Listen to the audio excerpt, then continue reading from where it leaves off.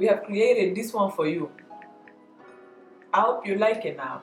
Now if you create this look now, make sure you repost and you tag us. Tag me first though. Hey guys, welcome to my channel and thanks for tuning in. My name is Aya and I'm here with a client makeup tutorial for you guys. Today's model is actually my sister. Hey sister. So starting off with her eyebrows, as you guys can see, she has pretty nice brows. I just worked on adding a little shading and a little bit more definition. So with my Colourpop black and brown pencil, I just drew a line at the bottom of her brow following her natural brow shape. And then I used my spoolie to brush that product upwards into her brows. And then I went ahead by shading in her brows. I don't always typically start from the front. If I do, it's because the client doesn't have much hair in the front of their brows. You kind of have to pick and choose when you would start from the front and when you wouldn't. In her case, she didn't need that, so I just used my spoolie to distribute any product towards the front of the brow. So when I'm holding my pencil, I hold my pencil really lightly. If you hold your pencil with more pressure, you're going to end up having a darker brow. And when you hold your pencil lightly, you just allow the pencil basically to flow and to not add so much product into the brow. So now to carve out her brows, for the brush that I'm using, I use the Crown C467 brush. And for the concealers, I mixed MAC Pro Longwear NC42 and Tarte Shape Tape Tan Sand, I believe, to carve out her brows. So when I'm carving out the brows, I work in small sections. I don't just basically create one whole line. Even though my hands are pretty stable, I always tend to mess up when I try doing it that way. So I find it's best for me to work in small sections. And then after I carve out the brow, I examine and see, can I make the brow smaller? And if I can, I go back in and make the brow smaller.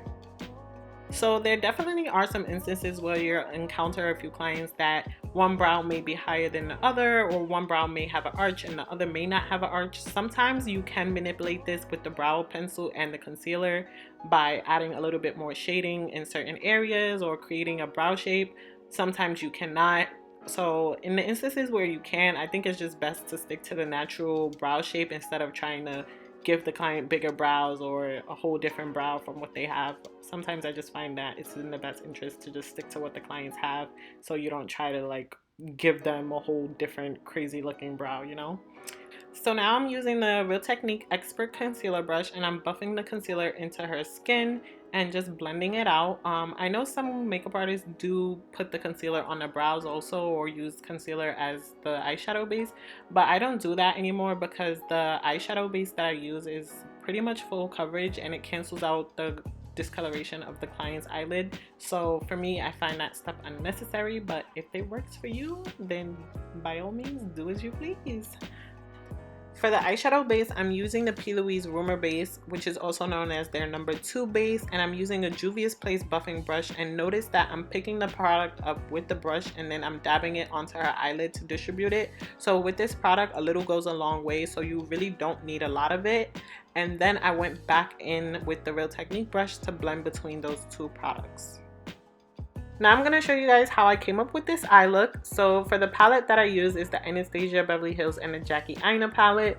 This was my first time using this palette and it was a pretty good palette. The eyeshadows in it is definitely pretty pigmented and I was not disappointed. So using that soft brown orangey shade, I used that as my first transition color and I patted that into her upper crease area, and I used a little bit of a windshield wiper motion just to diffuse any harshness that might have been there. And basically you just want to keep adding more product until it reaches the intensity that you want it to be. So now I'm going in with this deeper brown shade and I'm placing that right in her crease area to add more depth, and I'm using small circular motions and a smaller blending brush. So typically when I'm placing different colors in the crease and the background of the eyeshadow, I like my colors to be gradient, so light to dark. And I didn't blend this so far up to the point where you can't see the first eyeshadow color that I placed in her crease area. And I believe the brush that I'm using is a Morphe M506 brush, but if anything, everything will be down below in the description bar, so be sure to check it out. So now I'm going back in with the previous brush that I used and I'm just blending between those two colors. Now I went back in with the eyeshadow base and I'm just gonna pat that onto her eyelid space. So according to your client's eye shape, some clients may not have a large eyelid space, so you might have to cut the crease, but in this case that's not what I had to do. So I'm just applying this onto her eyelid space, and this is going to be my blank canvas for where I'm going to apply my shimmer eyeshadow. So now I'm using this deep champagne shimmer eyeshadow, and I'm using the brush that came with the palette, and I'm just gonna pat that right on top of the eyeshadow base that I applied onto her eyelid. So if you're gonna apply anything onto your eyelid, you do need an eyeshadow base or a concealer, so that way the eyeshadow actually has something to stick to.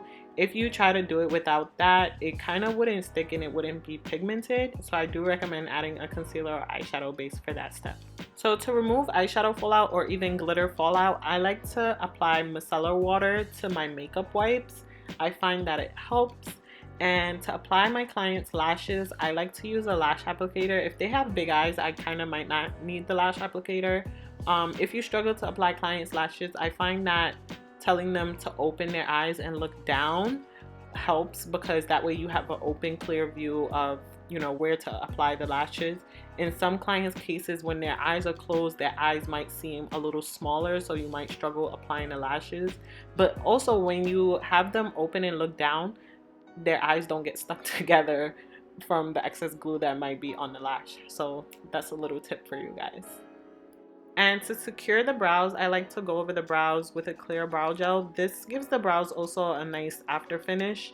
To prime her skin, I use the Milk Hydro Gel Primer. My sister doesn't have oily skin, so typically sometimes she has dry, a little bit flaky, but she doesn't get oily. So I just applied that all over her face, and then I went in with my Tarte Clean Slate Primer, and I applied a little bit of this primer underneath her eyes. For foundation, I went in with the Lancome Tint Idole foundation. And if you're not new to my channel, then you know I usually apply the foundation onto the face and then blend it out. But I decided to try something new, so I pumped a few drops of the foundation onto the back of my hand, and I picked it up with the brush that I'm using, which is a Real Technique brush, and then I just blended it and patted it into her skin. So this foundation is a medium to full coverage foundation, so you can build it up to be full coverage. So me going back over the same spots that I applied the foundation onto basically gave me the full coverage that I was looking for. But if you like medium coverage, then this is a really good foundation also, because even though I went over her face once with the foundation, that was still a nice coverage on her skin tone. But me, I like full coverage foundations, so I went back in to add more coverage for the second time with the foundation. With the same concealer mixture that I used to carve out the bottom of her brows, I used to highlight her face and to carve out the top of her brows. The brush that I'm using is the Crown C467 brush. It's really thin and angled, which is perfect for cutting creases and doing eyebrows. So I kind of shouldn't have done her eyebrows first. I should have concealed underneath her eyes and then went ahead and concealed the top of her brows. And that's only because I mixed the concealer with the MAC Pro Longwear concealer, and that concealer dries really fast, so it kind of gave me the halo effect that I wasn't looking to have on the top of the brows. So in case you guys use that concealer, just be aware that that concealer does dry a little fast, so you kind of do need to work fast with it. So I added the Tarte Shape Tape concealer underneath her eyes, and here's where I added the MAC Pro Longwear concealer underneath her eyes also. So I usually really don't even use that concealer, especially for eyebrows, but I happened to grab it this day and I totally forgot that it dries matte, so that was kind of my fault, but it's okay. So I blended underneath her eyes with a Real Technique setting brush, and I usually use the beauty blender for this step. So in this video I didn't use a beauty blender whatsoever on her face, and the results for it was really nice. I was really surprised, like just using all brush, because I usually don't do that. So I really like the end result of this look. And here you guys can see, like, that concealer really was not budging with me. So by the time I came back to work on the top brows, the concealer had dried down on me, and I had to alternate between the two brushes to try to blend it out. This is typically why I honestly just stick to Tarte Shape Tape concealer and the LA Girl concealers, because they're creamy, and by the time you come back to work on the area that you want to work on, the concealer is still creamy and it's easy to blend out, whereas the MAC Pro Longwear concealers that are in the glass tube are not creamy and are not easy to blend out. Then to set her face, I went in with the Laura Mercier translucent powder and the Real Technique setting brush, and I just pressed this powder into her under eye area and the bridge of her nose and a little bit on her forehead. So I usually bake, but little advice for clients with dry skin, I highly don't recommend baking because it could leave their under eye area looking a little too dry. So she didn't have excessively dry skin, but that's just a little tip for you guys also. For eyeliner, I'm using one of my favorite black eyeliners, which is the MAC Feline Eyeliner Pencil, and I'm applying this in her waterline and in the upper corner of her eye also.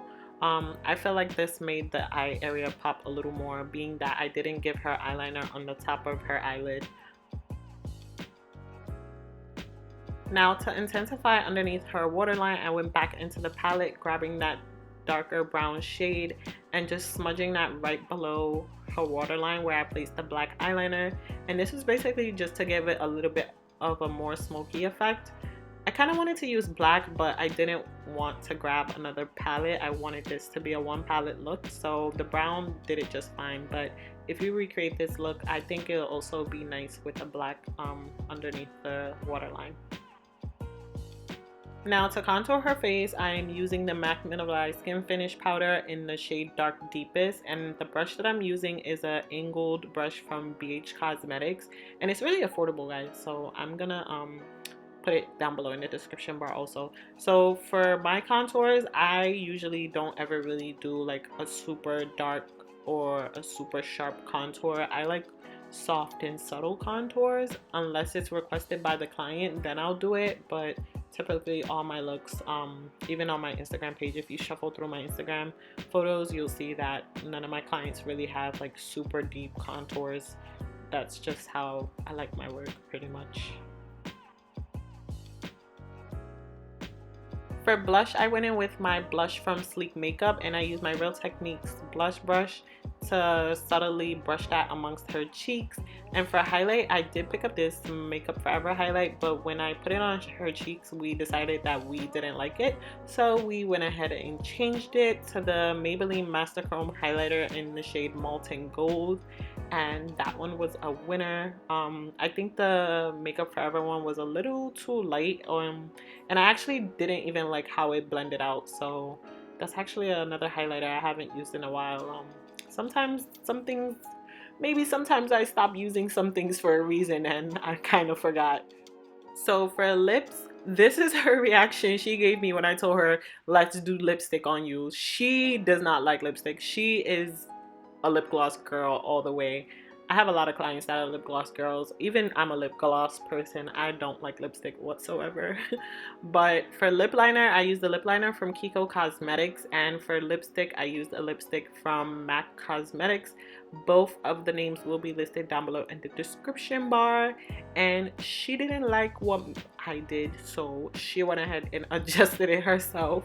She added a little bit more lip liner in the outer edges, I guess, to give it kind of like a darker ombre effect almost. And I guess it worked out. But she did end up taking the lipstick off and putting on her lip gloss, and it still worked out in the end, and she looked really, really nice. And I'm gonna throw in a picture of how she looked on this night, and she looked really cute, and the makeup turned out really nice, and she's really a good model for me sometimes.